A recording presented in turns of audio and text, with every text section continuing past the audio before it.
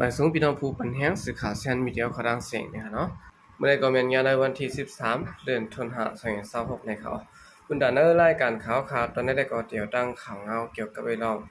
นอกเลยเซเว่งน้ำสันและมันตรงเยาะเนี่ยเนาะดังภาย Channel A ตีจางซุ้มปล่อยพระเว้งเสื่อนกึดไว้เสื่อนแถบนะครับที่ดังข่าวเงาในเซลก็มาผักตอนบันพี่น้องเขาก่อนนะครับผู้ลงแดนภายการซื้อการเมืองเขาทัดทางเปิ้งในไว้ว่าดับซึกปลดปล่อยจื้อจาตางแทนอยู่ไอ้เขาในเนกาเจเวียงอันเขาซิมได้ไว้ฉะนั้นนอกเลยเจเวียงนำสันได้เวียงมันตรงนาดินพ่องำตัวเก่าปะลองอันเข้าป้านเดินเปืองเงาปึ้งเมืองซอยเปียดนั้นยาวเตจางไดซุ้มปล่อยพาปันเวียงเสื่อนกึดไว้ฉะนั้นแถมในเขาเมื่อพ้องปางแผนการยันซึ่ง102ที่ด้านตั้งภายซึ่งลอยแทนอยู่เขาซิมได้ไว้ตา11เจเวียงในจึงได้ประทองและดังจีเวียงเมืองกุดอันเขาปานตึงมันทะเลเสตะยามเดียวบางเวียงก็ซึกลอยเทียนเอเขาได้ถูกปล่อยพากว่าได้แท่งนะครับตับซึกเก่ากลาง MNT เขาในอิงเนอแห่งกำยันภายทางลงปองจึงเมืองเขตเสด็จแผนการซึกขึ้นหุบตึกสิเมาขึ้นเจเวียงอันซึกประลองเทียนเอเขากุมกำไว้เปลืองลงมันจอมเส้นต่างก้าขายแดนดินเมืองเขตเมืองมานันเยาะนะครับย่ามเดียวที่เวียงนำคำในตั้งภายเทียนเอเขาปล่อยให้ซึกเก่ากลางเขาเข้ามาเสร็จแล้วพวกจอมผิวซึกเก่ากลาง MNTอันเข้ามาพวกไว้เสียแล้วกวนในพื้นที่เขาได้กอลัดว่าย่ำเดือนในอยู่ที่ด้านภายซึกเก่ากลาง MNT เขาปันขว้างเฮาแขกกวนกะและดังลาวบ้านแขกเขากวาดลงตึนล้างเหตุการณ์ที่ในเวียงเซนวีและดังเวียงนำตูเสื้อในเสียแล้วเหตุการณ์ไปมักมีในดังคุดโคแห่เสื้อในเตือนนำมาเรือเก่านะครับนอกเลยสินั้นตั้งฝ่ายทับซึกว่า UWS อีได้ดังทับซึกเก่ากลาง MNT ก็ขึ้นลือเป็ดลองขายเครื่องกองกลางปันจุ่มซึกดังเทียนเอเขาเสียมกะลองกำจอยแถมเครื่องกองกลางและลองกำจอยแถมเงินต้องปันซึกลอยเทียนเอก็ไล่ขึ้นลือไว้ตั้งหมดนะครับตับซึกลอยเทียนเอในเป็นนีเครื่องกองกลางและหมักมือจืนยามตีจุ่มซึกเก่ากลาง MNT และดังซึกว่า UWS เขาเสียมกะย้อนเปิ้นเมืองเขมอีสิแลไล่ซุ่มนาดินอันเขาตึกซิมไล่ไว้ซื่อนั้นกว่ากำพองในผู้เดเพนการเมืองใต้ก่อน1ลาดนี่นะไงเมื่อเรียนในด้านภายเทียนเอเขาไล่ทอนซึกออกปันย้อนว่าป้อออกการซึกว่าซึ่งซึกลอยเทียนเอเขามีแห่งเงินต้องตากำยันซึกเขาอย่าน้ำเตรียมทนและเมื่อพ้องเขาตึกนั้นเขาตึกโดยป้ายวนตาเดีเอานาลิ้นอันเขาของเปเสและซิมไดมาซื่อนั้นจังไดมักมันเป็นนาลิ้นเขากว่าเมื่อเขาไล่มักมันนาลิ้นกว่าเยานั้นแห่งตับซึกเขาจางแกดเคจางกำยันไว้แหละเขาจังไล่ขึ้นถอนซึกออกปันเตือนนำมาเสและจังว่าอันไหนเปลี่ยนกว่ากอบสังบ่ว่าในซึ่งเมื่อเขายุคการซึกตึกต่อที่หนองเขียวกว้างขวางมาเสียแล้วดับซึกมันก็ได้สุดถอยปันกว่าอยู่เมื่อเดียวใน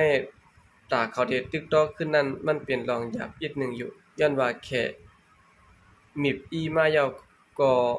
เขาเปลี่ยนนี้ไว้แล้วโหลขึ้นสายแดนขึ้นนี้กาเครื่องกองกลางและหมักมือจินยามตีซึกเก่ากลางและซึกว่าตั้งนำอยู่ว่านะครับเทียนเอาในการเอาเหลือสิญาแค่มีบอียาวยังปลายไหลถูกจุ่มยิบกองกลางเจ้าคือทางสู้มือนางซึ่งเก่ากลาง MNT และดังซึ่งว่า UWSA อันปักสวัยนั่นซึ่งได้ประหองนั้นปิดอีแทงปลายเสตุกซันยาวสัมญาจุไม่ดีเอาจานจอมปอซ้ำแทงสืบดักนี่นะนี่ก้นหนุ่มเจ้าคือป่าแล้วเขาก็ไล่ซุ่มกันซึ่งนั้นเพราะว่าปัญหากูลองอย่างมาป้อเต็กเต็งนำมาก็เทียนหลายแหลกหลายตั้งหันถึงและลอหลายมันว่านี่ครับได้รับซื้อก็ก้นหนุ่มเจ้าคือประลองเขาไล่ตกซุ่มกว่าตั้งน้ำเหมือนมีปัญหากูลองนำมาและลองบิบอีก็เตื้อนำมานั้นซึ่งหลายเทียนเขาก็ผู้กาตักเตหลายแหลกหลายปลายวนแผ่นและรอบอย่างเยี่ยมการซึกมันกว่าแท่งนะครับย้อนแขเขาอยู่แก่กลางคับครึ่งปันแลเมื่อเดือนออกโทเบอร์ในปี2025นั้นซึ่งมาได้ตั้งซึกประลองเทียน LA และก็ครบทบกันตั้งเมืองเขตสิและพดังซึกลอยเทียน LA ไล่ย่อมถอนซึกออกตีจีเวงสีเปาะจีเวงจอกแม่อยู่นะครับย่ำเดือนในย้อนว่าย่ามเมืองเขตมีอีแลซึกเก่ากลาง MNT ได้ตั้งซึกลอยเทียน LA ไล่เปลี่ยนปางตึกกันเสซึกประลองเทียน LA ไล่ซุ่มนาลิ้นพองงำปันซึกเก่ากว้างกว่าแทงตั้งน้ำแหน่งออกรับซึกเก่ากลาง MNT กุ้มกำไว้เส้นต่างวิ่งนำผากินสวยเหาะเส้นวีลาเซียวกุ้ยกะวันในเสตะตั้งแต่เอาหน้าเดินทวน3ปนมาในซึกเก่ากลาง10ซิมออกปะเส้นด้านสายด้านหมู่เจกดขายเส้นวีอันซึ่งประลองเทียนในด้านซึกข้างแข่งกุ้มกำไว้สนั่นแถบนะครับอันนี้ก็เป็นงานลายดีเมืองใต้ประทับนะครับแล้วหลายๆซีเวียด้านภายซึกลอยเทียนนะครับจางซุ่มเจเวียงอันเขากุ้มกำไว้สนั่นแทงอยู่นะครับเนาะ สืบสิแนวขาขึ้นมาถ่อมด้วยข่าวเงาเกี่ยวกับไปลองเรียวในซึกไทยและซุ่มต่อส่งยาเมากำมีลองปื้ดยื้อกันเปลี่ยนมาเคยว่ากูวันนะครับซึกไทยไหลปื้ดยื้อกันตั้งซุ่มต่อยาเมากำอันลักเขาในพื้นที่แดนดินเสเวียงเมอาเสและซิมระยามมา1ล้านปลายและยาล้ำ8ลูกนะครับย้อนเบิดซุ่มตะปะแดนดินไหลผาฮึกญารังซุ่มต่อยส่งยาเมากำอันเข้ามาในพื้นที่แดนดินในเสเวียงเมอายขยามกลางคำในซึกไทยไหลปื้ดยื้อกันตั้งซุ่มต่อยาเมากำเคยว่ากูวันนะครับเกี่ยวในเสในวันที่10เดือนธันวาคม2526ขยามกลางคำนั้นก็พ้องสนาตีซึกไทยออกเดบยามตรงหนึ่งเอาโหมลมจอมเส้นต่างเถินหิมแดนดินในพื้นที่วันป่านปางเนอหมู่ที่1เอิงมาลิกะจะเวียงแม่อายสะดานเกียงใหม่นั้นได้ทบยาจุ่มต่อสองยาเมากำหมอก8ถึง10เกาะนะครับเนาะอันดัดผ่านเส้นต่างเถินไปดินสิได้เข้ามาสู่ในพื้นที่ผังภายไทยนั้นอยู่ซึ่งไทยเขาข้องเป่าปันสายง่ายตาที่กดทัดในเสตาก็ได้ถูกกวนจุ่มนั่นนะเนาะเอากองยื้อเสืออ่อนต่างและ2ภายไล่กูยื้อกันหึงงอคามนิดจุ่มกวนจุ่นั้นได้อิงรับสิ่งผู้รอนารินสิแลปลายหลอดกว่าไหลนะครับว่าเสียงกองเย็นกว่าย้อนนั้นย้อนเปเปลี่ยนเข้ายามกลางคำอำป้อหันแจ้งแรงและอำจางเขาเหตุการณ์กดทัดในพื้นที่นั้นได้แหละเจ้าหน้าที่เขาไล่เอาโหมรวมไว้เสียเมื่อวันที่11เดือนเมษายน2526นั้นก็ภาพป่าเมืองแรงมาลียอจังเหตุการณ์เข้ากดทัดด้วยนะครับเนาะเจอในพื้นที่อันใดพื้นที่กันนั้นที่งามๆสิแหละสังซ้ำได้ทบพันถงเปิดวักเบอไว้จอมผังตังตาจิตถงเนี่ยครับเด้อถงเปิด1ถงเปิดละที่มียามะอันมีมิกหมายไว้1หมอก 10,000 เม็ดนะครับเนาะได้ดังยามะอันมีมิกหมาย999 L 70,000 เม็ดนะครับธงที่2นั้นเป็นยามะอันมีมิกหมาย999 L 170,000 เม็ดนะครับธงหมาย3นั้นซ้ำแต่มียามะอันมีมิกหมายไว้1นะเนาะหมอก 10,000 เม็ดได้ดังยามะอันมีมิกหมาย999 L 70,000 เม็ดนะครับโทรหมาย4นั้นซ้ำแต่มียามะอันมีเม็ดหมาย999 L 170,000 เม็ดนะครับเนาะธงที่5นั้นซ้ำแต่มียามะ130,000 เม็ดนะครับ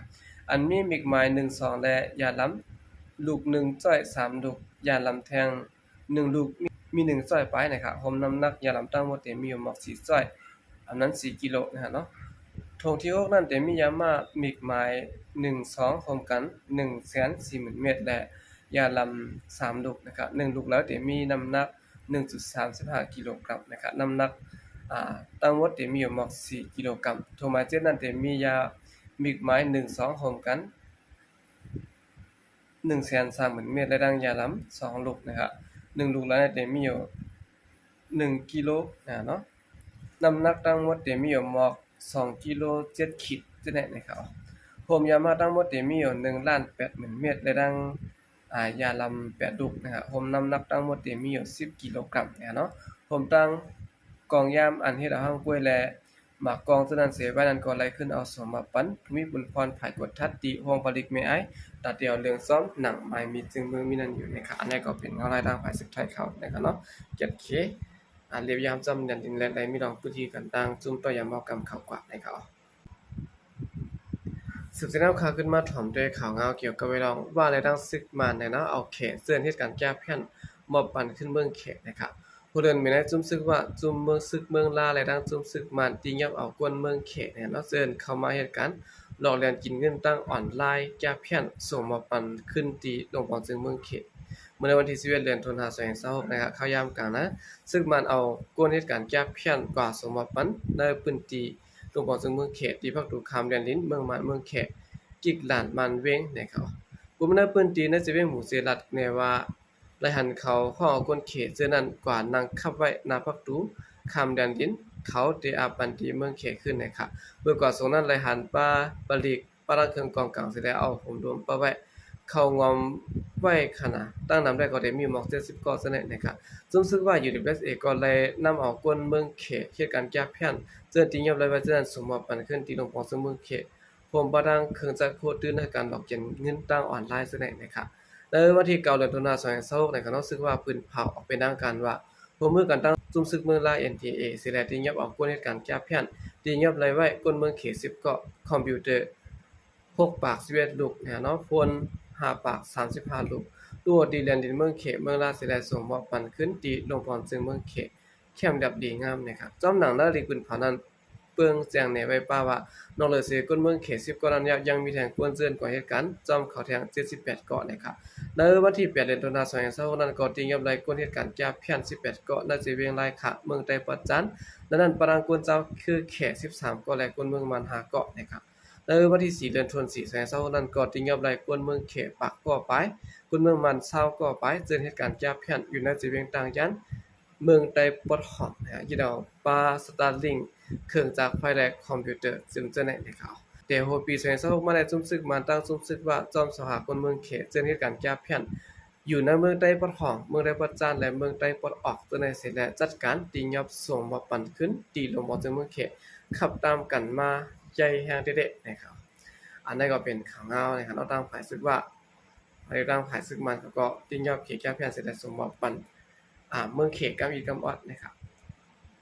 โอเคกำเดินส่วนใดก็ยินจมนับอย่างกูมันถึงพี่น้องผู้กำแชร์ปัญหาเขาดังเสียงเขายินจมนับอย่างยามเสียขาดใจก็เดียวสงครับ